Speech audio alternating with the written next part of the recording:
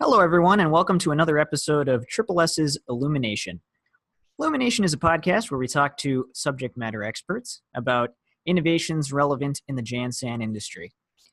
And we try to provide you with real-world insights about key topics, and today we're talking electrostatic spraying. So way back, about 40 years ago, folks in the painting and agriculture industry realized they had a problem that was sticking around, or rather, not sticking around, if you'll excuse the pun. Transfer efficiency. When they would go to spray paint in industrial settings, they would lose an estimated 75% of their paint because only 25% of it was adhering to the surface they were putting it on. Farmers had a similarly difficult time with their pesticides. They would spray crops and lose an estimated 50% of it because it just wasn't adhering properly. Not only was this a waste, it was also a threat to the environment. So what to do? Luckily, some folks figured out that by harnessing the power of electric conduction, they could get droplets to adhere to a surface, and the rest is history. Today, electrostatic spraying is a familiar force in these industries, but it's just now starting to become important in the Jansan industry as well. So I'm joined today by Dennis Struble of Gem Supply out of Orlando, Florida, who's going to tell us a little bit more about electrostatic spraying and what it's meant to some of the facilities he's worked with. So welcome to the program, Dennis. Well, thanks for having me. One of the questions that you probably get all the time when you mention the term electrostatic spraying is, what exactly does that mean? So pretty much when I'm explaining this to some of our customers and facility users, essentially it's when the sprayer takes a chemical and charges all the ions to positive twice prior to becoming atomized and spraying out of the gun. So why is something like that important to the facilities you've worked with? The most important reason is health. So that's their main focus and priority on everything. They now have the confidence that they are accurately covering and disinfecting the entire area that they are cleaning. Also, it is significantly faster now that allows them to do it on a regular basis, preventing more outbreaks. So there is a benefit then to combining electrostatic spraying with disinfectant? Absolutely. The main benefit is, there's no reason to touch or wipe afterwards. So most customers prefer to clean any soil or dust marks, then use the electrostatic sprayer, and that enables sufficient dwell times on their disinfectant. What is the disinfectant that you typically recommend people use with the sprayer? So we've been using the Renegade, the 3X, the Triple S Renegade, mainly because of the 3-minute kill. All the efficacy it has in only a 3-minute dwell time. Pretty impressive. So it's another unique thing that, we partnered the Triple S Renegade with the electrostatic sprayer. And dwell time's important because obviously the efficacy of a disinfectant is only as good as, as the amount of time it's on the surface. Correct. And a lot of our customers were not getting the correct dwell time in order to get all their kill claims. Do you have any insight as to why that might be?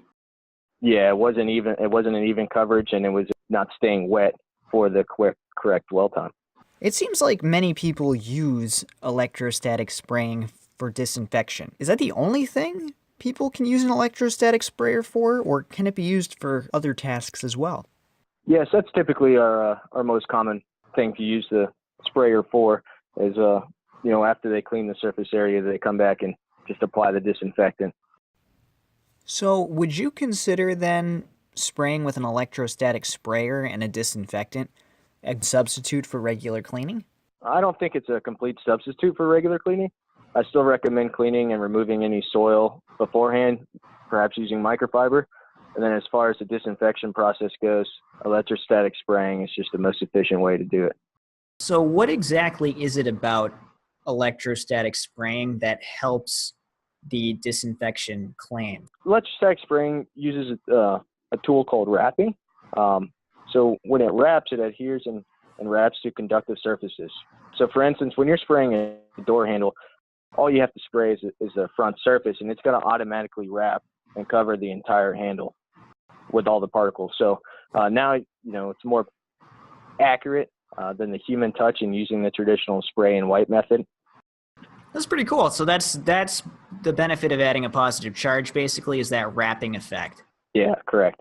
Are there any facilities that you've worked with that you've said, you guys shouldn't use electrostatic charging, or is it pretty safe to use anywhere? It's pretty safe to use anywhere, and I recommend it anywhere. Any place that you have to disinfect, which is any part of your facility or home or wherever you are could definitely benefit from using your electrostatic spraying. Are there any facilities in particular that you would strongly recommend electrostatic spraying for? The first that come to mind would be healthcare, education, and any gyms. So those are usually at greater risk of spreading bacteria and infections. So you've used this system in a school district before, is that correct? Correct. So how did you approach offering this solution to that school district? I mean, I guess, how did you start the conversation around electrostatic spraying? So we typically just look at what they're currently doing and how are they currently combating germs and everything. And then we showed them this unique, innovative way of doing so and showed them how much cost effective it is using 65% less chemical, and it's over 70% faster than the traditional methods they were using.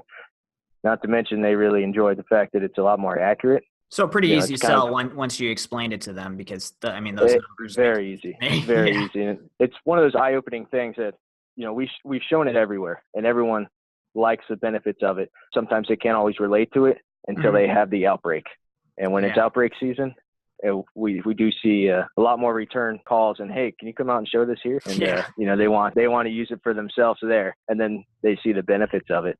Either way, some are more proactive at first, and they understand how long it takes to disinfect the entire facility, and then some, once they have outbreaks, they realize the cost of absent, whether it's students or employees, and everything has a significant cost when those people aren't there. So this is a way to prevent that, and it's a very inexpensive way to do so. We've had great feedback from everybody. It's very simple to use, and that's the biggest key. Everyone really enjoys it, and it's kind of like a new innovative tool. So they really feel the power in it, and they understand the value of what this sprayer will do. It's going to disinfect and kill everything. So they really see a lot of value in doing that.